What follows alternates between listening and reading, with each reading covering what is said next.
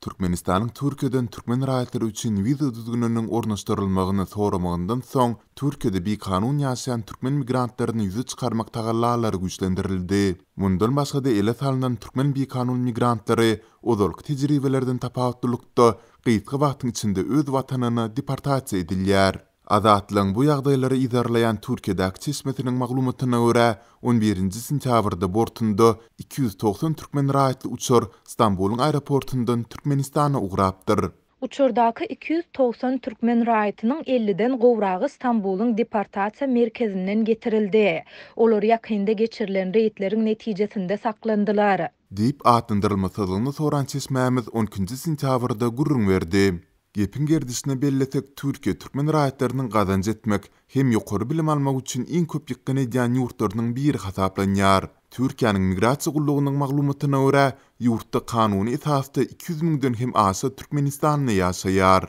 Emma garasyz çeşmeler hakyky tanlaryň bir näçe ise köpdigini aýdyp, Türkmen hökümetiniň raýatlarynyň biometriki pasportlaryny daşary ýurtlardaky degişli wekilhanalarda täzeläp bermeýändigi we diňe kesitli pasportlaryň möhletini 2024-nji ýyl içinde uzalýandygy sebäpli türkmenleriň köpüsiniň bir kanun esasda ýaşaýandygyny belleýärler.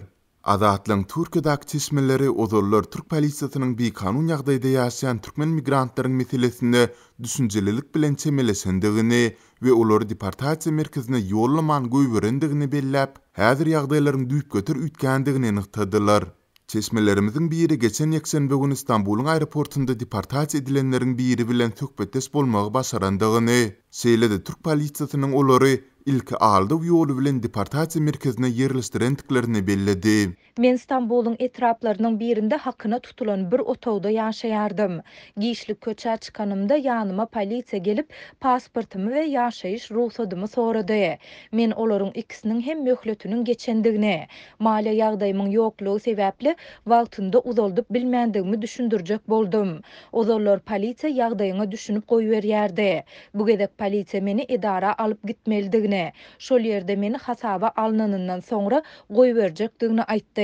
Men ynandım. Emma meni deportasiýa merkezine ýerleşdirdiler we 3 günden soň ine Stambulyň aeroportuna getirip ýydyma ýollaýarlar. Diýip 11-nji sentýabrda Türkmenistana deportasiýa edilen raýat çeşmämize gurrun berdi. Ol deportasiýa lagerinde bolanda soňky günlerde saklanan başga da ýüzlerçe bir kanun türkmen migrantyna saýat bolandygyny, olaryň hem ýakyn günlerde ýüriti uçury bilen Türkmenistana uradylmagyna garaşylýandygyny aýtdy.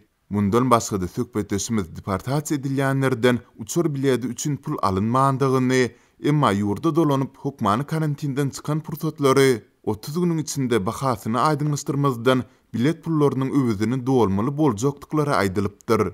Bu maglumat boýunça dünýäniň iň ýapyk ýurtlarynyň biri bolan Türkmenistanyň degişli idaralaryndan, şol sanda Daşary işler ministrliginden we migrasiýa gullugyndan hiç ýyly kommentariýa almak başartmady. Belletek geçen hepdäniň ortasynda hem Türkiýeden deportasiýa edilen ýüze türkmen raýaty Türkmenistana gaýtarylypdy.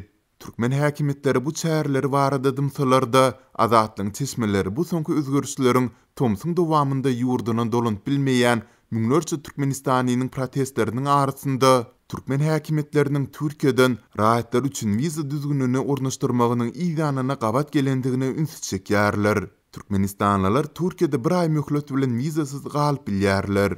Emma azatlyk türkmen raýatlarynyň deport edilmegi bilen Türkmenistanyň häkimetleriniň wiza düzgününi ornaşdyrmak haýsynyň arasynda günümel baglanşygyň bardygyny ýa ýokdugyny häzirlikçe tasdikladyp bilmedi.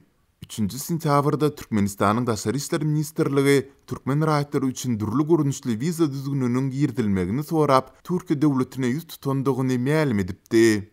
Daşary işler ministrliginiň beýanatynda doly aýdymlaşdyrjy maglumat bolmasa-da, bu türkmen raýatlarynda iki ýurduň arasyndaky wizasyz seýahat düzgününiň ýatyrylmak ähtimalligi barada alydalar döretdi. Şol bir wagtda resmi türkmen häkimetlerinden tapawutlykda Russiýanyň Aşgabatdaky ilçisi Türkmenistanyň beýlik döwletleri bilen wiza düzgününi ornaşdyrmagyna düşündürüş bermäge synanyşdy. Rus ilçisi Aleksandr Blahinin 10-njy sentýabrda tas gullugyna beren maglumatyna görä, Türkmenistanyň onun öz sözleri bilen aýdylanda dünýäniň ähli döwletleri bilen wiza rejimini saklamagy şol sanda howpsuzlyk jähtlerinden hem ugralýar. Ol munyň bilen baglylykda Türkmenistany düşünýändigini aýtdy we bu çäherleriň kömegi bilen terhetden galagoply güýçleriň birinji nowatda terroristleriň geçmeginiň öňüne alýandygyny ynykdydy. Bellesek, Türkmen häkimetleriniň viza düzgünlerine düşünýändigini aýdan ilçi Blahinin ýurdy fevralda Ukraina täwäpsiz çözmegininden bäri Russiýa daşarky dünýäden barha üzüňeleşdirilýär. Soňky ýyllarda hususan da global koronavirus pandemiýasy döwründe Türkiýede ýaşaýan türkmenistanlylaryň tiýatry we raýat isçenligi ýokarlandy. Iklenç aladalar täwäpli Türkiýede ýaşaýan türkmen migrantlary öz hökümetleriniň Türkmenistandaky durmuş ykdysady problemalary çözgü tapmaýanynda nägile bolup, Istanbulyň durly tewitlerinde ençime protest aksiýalaryny geçirdiler. Türkmen migrantlarynyň arasyndaky protest hereketleriniň isçenleşmeginiň izi süre häkimetler Türkiýedäki migrantlary nysana alyp başladylar.